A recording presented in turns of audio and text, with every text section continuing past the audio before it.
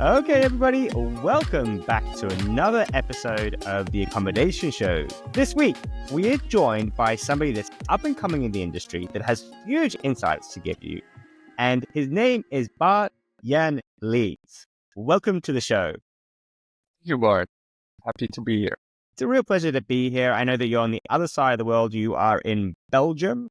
Belgium is one of my favorite countries because of I think the culture. I really love the culture. And I really love beers as well. That's probably one of my top things that I love to have in Belgium. A good place in the world to be. You were just telling me that it's a bit rainy over there. It's rainy where I am as well. But look, it's a pleasure to have you on because we had met at VRMA this year. And I was introduced to you by one of our mutual colleagues. And he said, "You've got to talk to Bart." And I said, "Who's Bart?" "I'm Bart." And now there's another Bart in the industry. So, Bart, can you do me a favor? Can you introduce yourself to everybody? Let everybody know who you are and where you fit into the industry. Sure. Well, my name is Bart-Jan, or Bart short. I'm from Belgium. I'm 25, and I'm the founder of Otamiser. Otamiser is a software provider who provides solutions to rank higher on OTA. We have our solution for hotels, but we also have that for STR. We recently launched an STR-specific tool called AutoRank. But yeah, main important thing is we're from Belgium. We love chocolates, we love beer, and it's always rainy.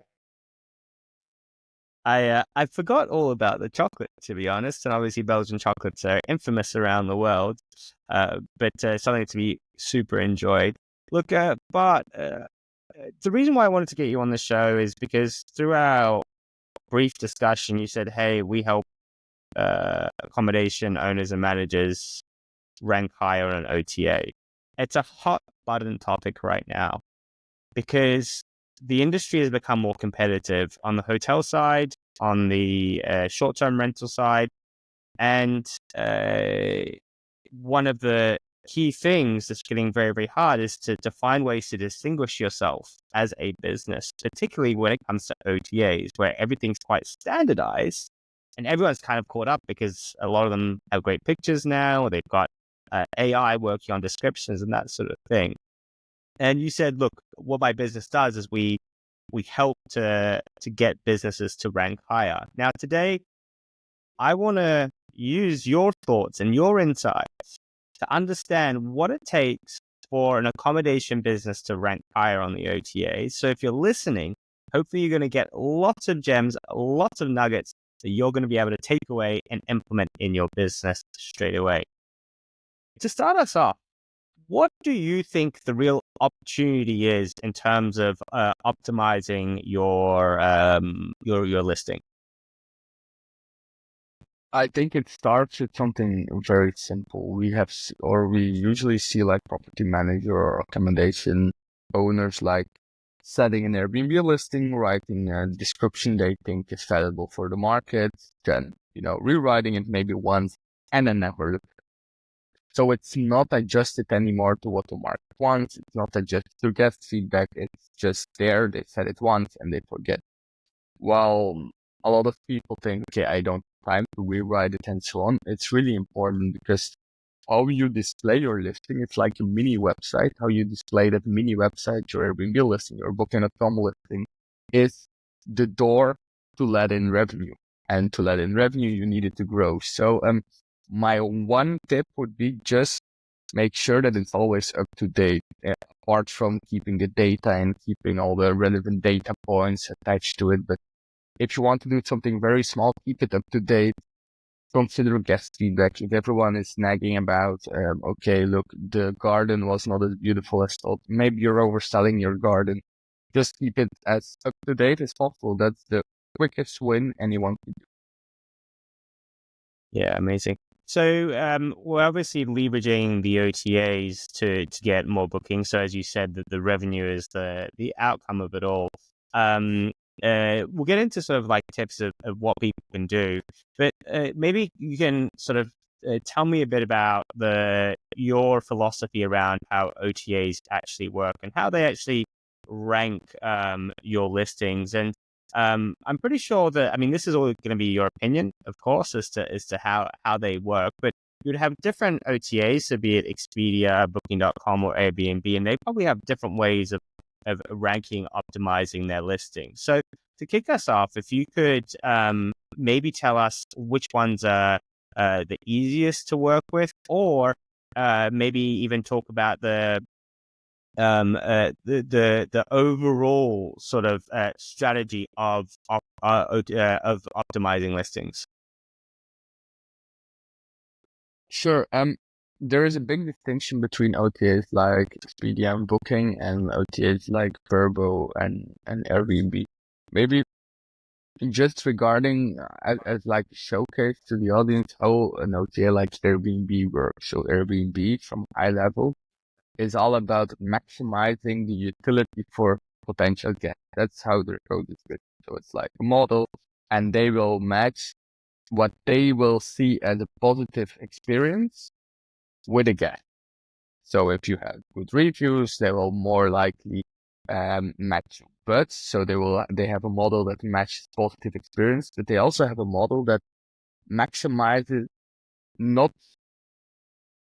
giving negative experiences to the guest. So those two models from Airbnb are key. For example, if you are a guest who in the past always complained about the sauna being too hot or the swimming pool not being clean, the likelihood of Airbnb not matching you with a higher rated sauna or pool accommodation will be high. So they will match you with something they know, okay, this is a stay which will result in a positive feedback, and this is also a stay which will limit the chance of receiving a bad feedback or receiving a bad experience for the guest. So just this is a very important train of thought to always look at everything from Airbnb. Everything Airbnb and Verbo, they are content OTAs, we always call them. They are very keen on how is the guest perceived, how is it for the guest, and what value does the guest get out of a stay. While Booking.com and Expedia, they are a bit more static. You don't have a lot of customization options there apart from applying to Genius, applying to preferred partner, or applying, for example, visibility. Those OTAs are more lean towards, okay, what's my elasticity between my price, discounts, what's the impact of my price today and tomorrow? That's more of a thing. They are more leaning towards pricing, while Airbnb and so on, you can really make a big difference by changing your description to what the market needs, because it all tunes in. Yeah. If we, for example, see, okay, a lot of people are searching for beautiful pools and you have a pool, it could tune into the model of Airbnb to mention your beautiful pool. So all those little things just to take into account by knowing how on high level their system works.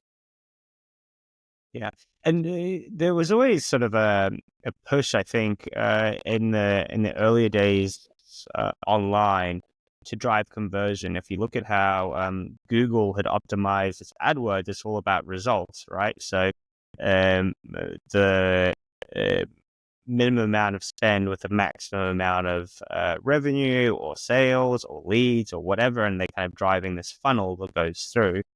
And I think that the OTAs would have structured themselves in a similar way of, well, if we're making lots of money or whatever's going to earn the most money is the best way to go.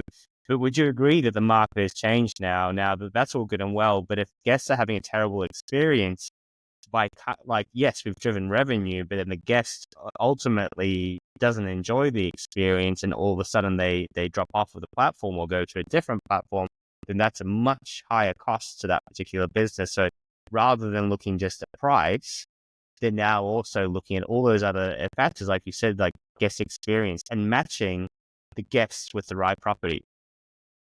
Yeah, that's right. And Airbnb and Verbo are more dependent on that thought pattern than, for example, Booking.com. They put more weight on guest behavior, guest how did the guest perceive the accommodation. So for Airbnb and Verbo, it's really, really important. Yeah. And it's that sort of that data-driven decision-making for them. And I think that they have a very engaged feedback system as well with the guests. You become an Airbnb guest. as opposed to a lot of the other platforms, you're just booking, a hotel or short-term rental to get you through there. So philosophically, what we're saying is we're trying to align our listing. So we have to look at the different platforms differently. Is that what you guys are doing? Every platform in terms of your optimization. So we'll go through the tips for sure. So if anyone that's waiting, just give me all the tips. We're saying that each platform has to be looked at differently. Yes, but maybe on a point you addressed before here is if you provide them revenue, they will know you will provide them revenue in the future. But this tailors to something technical. It's about sending availability and rates toward those platforms. If you have a very Booking.com dependent business, like let's say 80% of all your OTA bookings are coming from Booking.com, your chances of ranking high on Airbnb will always decrease because you don't send them availability. You don't send them nights to sell. And probably the nights you send them to sell are not the best nights because if the demand is on Booking.com, they will sell it there. So it's also being mindful that the performance of one OTA could really cannibalize the performance of the other OTA. And it's all about tuning into the market and just knowing what's happened, but also on that side. And for example, what we see on hotels in Europe is how you price yourself on Booking.com has an impact on your positioning on Expedia and vice versa, because they will scrape each other. They will look at rate parity. If Expedia has a higher rate than Booking.com will know, okay, look, ceteris paribus. If everything stays the same and guests are comparing Booking with Expedia, they will book via Booking, so they will give you a little boost. So it's also important to be mindful of how the behavior of the older OTAs influence your performance on the current OTA. Yeah, fantastic. Well, okay, so that adds a completely different layer of texture and complexity as well. Because as you said, that if you don't have availability in your accommodation, in your rooms, then obviously you're not going to rank higher regardless, right? Yes, exactly. Also, for example, Airbnb has something called momentum. If you start selling on Airbnb, you get more views because they see, look, this property is in demand. You will get indexed quite a bit higher just for a short time. If you then get a booking, okay, it's up and going, and you probably see a lot of bookings coming in this short time for Airbnb. But this only works if you send them enough availability, because if you limit the availability you send there, for example, direct bookings or bookings on other OTAs, you limit your own chances of those momentum things. Yeah, right. Cool. Okay, so I don't know if we haven't just confused everyone a lot more as to their strategy as to what they should do in terms of looking at the different platforms. So is that the first part, is actually looking at your platform mix, like before we actually look at optimizing listings? Yes, but I would always say a quick win is just keeping it up to date and just fulfilling it. That's something we have seen in the market where there are so many quick wins, just amenities missing, people complaining about amenities and review scores and they are not added to the listing. Just fulfilling your listing and get your whole way down the road. And after you have fulfilled everything, you have checked all the boxes on the OTAs, then it's looking at your distribution. Which OTA do you want to focus on and why? That should be a major question. Okay, so fulfilling, you're talking about actually having your listing full of all the data, or you're talking about if you say that you have a pool, then when they get there, there's a pool. It's about fulfilling all the data. For example, on Airbnb, you have like your recommendations, please add this description, and then you add it. We have seen a lot of people just not doing it, which has an impact. Yeah, gotcha. Okay, so of course, I'm keeping it up to date. So that were amenities, our descriptions, titles, and that sort of thing. What is the like? If we look at the top 5 or 10 things that are the most important things to update or to optimize when we're looking at that review, what would they be? A very straightforward one and easy one is picture. And I will maybe tell you why it's more important than a lot of people think. You have like smart ordering where Airbnb shuffles your pictures around, but your first picture, they don't. But your first picture is used for the neural network just to detect, okay, what's the likelihood of, for example, a pool being on this picture? What's the likelihood of a bed being on this picture? And based on the outcome of that models, they will start indexing. If you're in, let's say, Aruba, where everyone has a pool, okay, look, then you're just one of the pool properties. But if you're in Aruba and you have a very special gaming room, then you have something unique to be indexed, because the first picture decides your index. First picture decides where and which subfilter you will show up. So I know everyone knows pictures are important. Of course, pictures need to have a certain level of quality. I'm not talking about that, but I'm talking about which picture you put where on an OTA. The first picture, make sure that you get indexed, right? So that's always tip number one, where we say to be mindful of. And then looking at Airbnb has this thing where you just just just go to just your... just just before we keep and going, I just want to ask you about those pictures. I was talking with one of the heads of one of the OTAs, and they said, look, obviously if you put up a picture of a beautiful beach or beautiful landscape, and that's going to actually drive quite a few clicks to that particular listing. Because it's just beautiful, right? People want to see it, or cats, dogs, and that sort of thing. People just click on that stuff.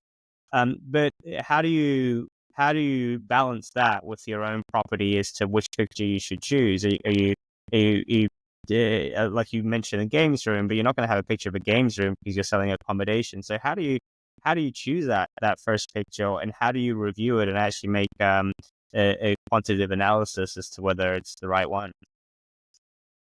Actually, there's an easy trick to that. If you would search your own location on Airbnb, let's say you're in Sydney and you're searching Sydney, and then you do your applicable subfilter, your two-bedroom apartment. And then you see you have in a horizontal search bar on Airbnb, you see all the subfilters where people are searching. The first one, so to the left, is what the most searched subfilter is. All the way to the right is probably the least searched. If it's like, let's say, TV, then you put a picture of your TV and your bedroom. Then then you know it, and then you can just go all over all the filters. Okay, I have this. Okay, let me put this as the first picture because I know this one is searched most for at this moment. So this is without doing a lot of hard data analysis. You can just do a quick. Just do the manually. All right, great. I interrupted you on your next point, so I don't know if you remember it, but if you can keep going. Yes, then the other one is all about inserting right keywords and inserting right tag. This one is a bit harder to keep up to date, but if you do it once in a while, it could get you also far away. Let's say you have a very famous event coming up in your region, and everyone wants to. For example, in Belgium, we have Tomorrowland, and we know, okay, from the moment Tomorrowland is there, all Airbnbs in like the whole radius of 100 kilometers are getting booked from end. But it's all about getting in there, getting the proximity to the festival, getting the proximity to, let's say, in this case, Tomorrowland. Okay, look, if you book here for Tomorrowland, we are only 40 kilometers away. If you book here for Tomorrowland, we're only 30 kilometers away. All those little tags, so the tag in this case would be Tomorrowland, gets you indexed for people searching for Airbnbs for Tomorrowland more easily than people who don't. Here in Tomorrowland, it's a unique example where everything is just sold out because the whole world is going to Belgium. But if you have like an event that's a bit lesser known as Tomorrowland, and not all accommodations in the radius of 100 kilometers are getting sold out, you just want to be the first one to show up if they search for it. So it's all about getting the right keyword. So it's about events, it's about local tourist attractions, all about relevant stuff. Sure. Yeah, sure. We just had Coldplay come here, and everybody's been sold out, and there's lots of gigs and concerts, and it's the bane of most revenue managers actually knowing which events are coming in and pricing correctly for when they do come through. But I'm a little confused. So maybe you can help me. I understand the whole concept because I obviously understand SEO. That's what we do as a business. We build websites, we optimize them for Google, and which will then become AI as well, or AI integrated. So that'll be a new world of doing organizing keywords. But if we're talking about an OTA, people would look for a location. They don't actually put in Tomorrowland. Or am I getting something wrong? Um, they don't do it on Airbnb itself, but they do it on Google. And the Google search redirects them to an Airbnb filtered search. But I'm talking about attractions here. But if we're talking more on a general level about keywords, those keywords are linked to positioning. So what Airbnb will do is they will know, okay, this set of 10 properties will be 100% sure to give a guest a positive experience. Of course, not everyone can book those 10 properties for a certain day because they will call shut up. Then they will look at the similarity between all the other properties. Okay, this property has an 85% similarity score to, we know, a top experience property. This one has a 95% score, but we know that Airbnb scores the way keywords are written, the way the amount of times you mention the pool, because this indicates quality of the pool. For example, I'm just giving some silly examples here just to make it clear. So Airbnb tries to estimate what the similarity between this property, which is, for example, with lack of reviews.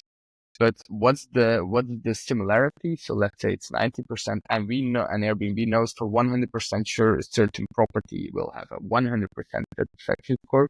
Then they will look at the subset, and this subset will also be ranked higher. So one of their ways they're looking at is keywords, okay, because those keywords indicates the quality of the pool, the quality of the beds, just similarity to top rank list. Yeah. Okay, so we're talking about types of linen as well, right? We're talking about all the amenities that you have in your property. So if you've got an espresso machine versus a plunger, but that you have an espresso machine. Could you explain the difference? You said two words. You said keywords and tagging. Now, I don't know if you're just using those two words interchangeably, or if there's something actually literal about the concept of tagging. Yes. So for me, there are actually two different things. Tagging, I mean when saying, okay, I have an espresso machine, I have a washing machine, I have a sink, I have, all the straightforward things, because of course some people are filtering, and this increases your conversion because you show up. The more you show up, the more momentum you drive, the more bookings you have, the higher probability you will have to be in those high experience lists. So tagging is very important, and it should be the first thing to get right. But it's also about defining your USP. I was talking about Aruba previously, but in Aruba, we know it's an island. It's always nice weather. Everyone has a pool. Bragging about the niceness of your pool or like the beautifulness of your pool is not special there, because everyone has a pool. So you need to find a USP that differentiates you from the market. There are no easy wins in defining USP all over the world. It all depends on your market. If you're in a city and you're the only one offering a jacuzzi, then that's your USP. If you're in a rural area and you're the only one with a beautiful view, that's the USP. It all depends on what's your market offering. In Aruba, everyone is offering a swimming pool, so that's not special. In other parts of the world, a swimming pool would get you booked all the time. Yeah. That makes complete sense. All right, cool. I love this. I feel like we're peeling an onion and just layer by layer, getting more deeper and deeper to sort of understand what people can do. So, we've given some tips as to strategies that they can already start to implement. So, descriptions, amenities, listings, get the photos all in order. So, what I was really curious about is the regularity of having to update your listing. And some people will say, oh, just go and update your listing. You'll start ranking higher straight away. It's a great strategy. What are your best tips in terms of how often people should update? And if they are updating on a regular basis, how do they analyze and actually go, well, am I going in the right direction or in the wrong direction? There is no such thing as updating for the sake of updating. We have tested it and it just doesn't work, or there are some anomalies in the data where sometimes you give like 1-2% extra views, but there's no straight correlation there. But it's if you update something with a certain purpose, this changes things. This changes sentiment. A very quick and tangible example is dynamic pricing. Dynamic pricing changes something on Airbnb every day with a purpose. It changes something to be more competitive on the market, to be higher with market demands, to be higher with some book windows. So with every push you send from a dynamic pricing software, and it's a thoughtful push, you want to rank, you want to price lower than your competition and so on. This will drive with something, but just updating one word every day doesn't do a lot. In the beginning of Airbnb it did, but Airbnb of course is smart enough to know people did this, so they got it out. But updating, for example, your descriptions often to get them more in line with how those top experience listings are written, that gives you something. But just updating one picture, changing it around for the sake of updating doesn't work. So I guess what you're saying is like just really keeping your finger on the pulse as to what's happening with your competitors, and you do that by seeing who's ranking well, and then you can get that data as to what you could potentially improve on your listing. Is that right? That's right. But also, often I got the question like, if I change something every day, does this increase my views or my ranking? Our answer there is quite simple. We rather have people changing their descriptions once a week or once every 2 weeks than changing one word every day, because that once you change your whole description to be more in tune with the high rank properties will do way more than just changing a word for the sake of. Yeah. And then tell me about seasonality as well. Is that something which we should be actually updating our listings 4 times a year? Definitely. I mean, But it, from what you're saying, we should do it more often than that. But what I'm saying is, that's should we right. always be like always changing the photos for winter and summer and that sort of thing? Yes. However, we have to be mindful there. It also depends on your location. If you have a location that truly transforms, it's a completely different winter destination and it's a summer destination, then you should 100% do it. If you're inside of a city, which is the majority of the year sunny, and you only get a couple of days snow every year, and it's not worth it because that's unique. But if you have those mountain locations which transform in summer and winter, then you should do it. You should tune it into the booking window. When do people start booking for their winter, and then start changing, because the behavior of winter guests and summer guests are also. For example, what we see is experiments we are doing is how do last minute guests want to read their description and how do early bookers want to read it. If we have some gap nights in the let's say in the upcoming weekend, we're testing, okay, maybe we should give the description more concise. We should put it more in their face. Okay, look, we have this book now, because we see that their book process is much smaller than someone booking for the next summer where they send it to their family, to their neighbor, to their whole acquaintance circle of people. Everybody know, yeah. Yeah, so this is what we're testing and what we're seeing. That you should also tune it into your book window, to your booking set. If you're getting a lot of last minute bookings, maybe let's try to use that strategy. And if you compare it to the competitors, always compare it to last minute ranked property.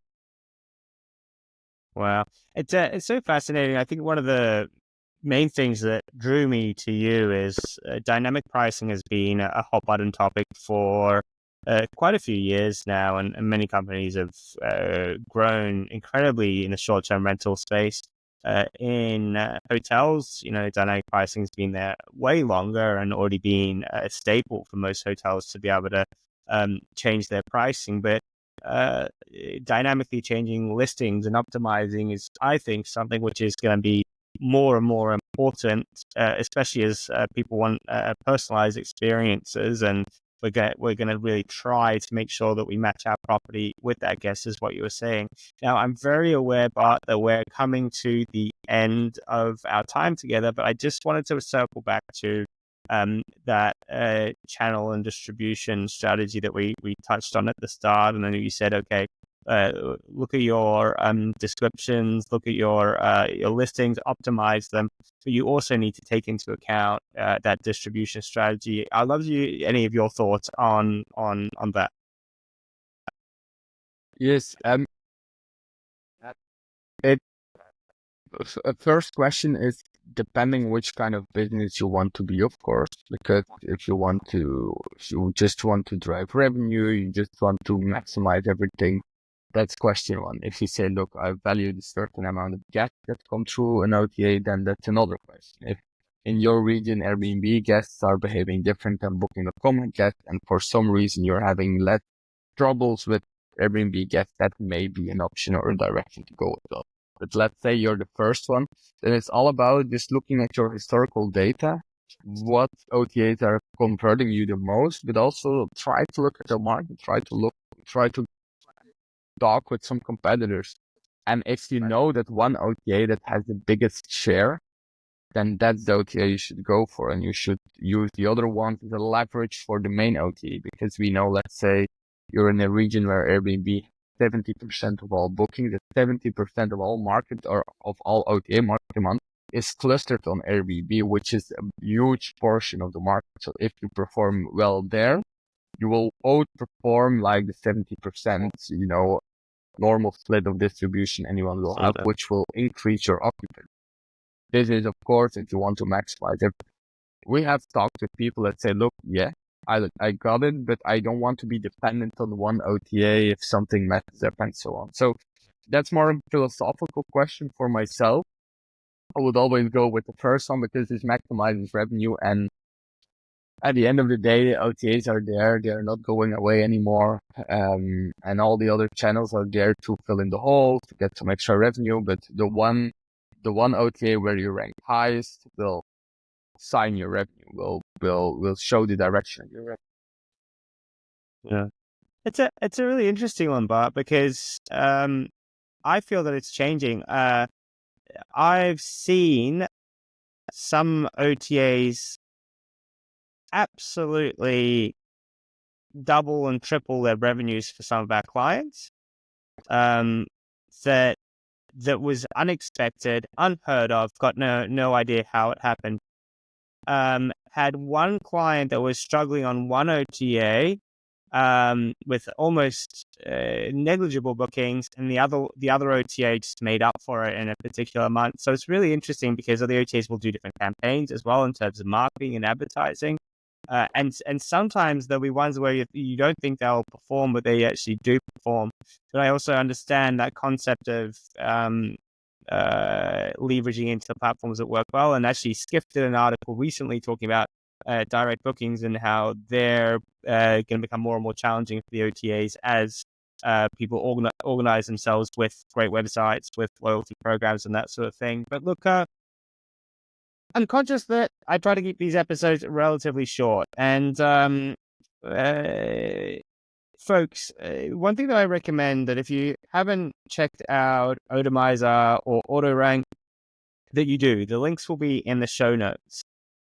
I also suggest that you follow Bart's journey because, as he said, he's 25 years old, which is actually a great thing because I believe that all the innovation is going to come from chaps like you that are out there thinking about this thing, thinking about it in different ways that the industry might not have taken on these challenges before.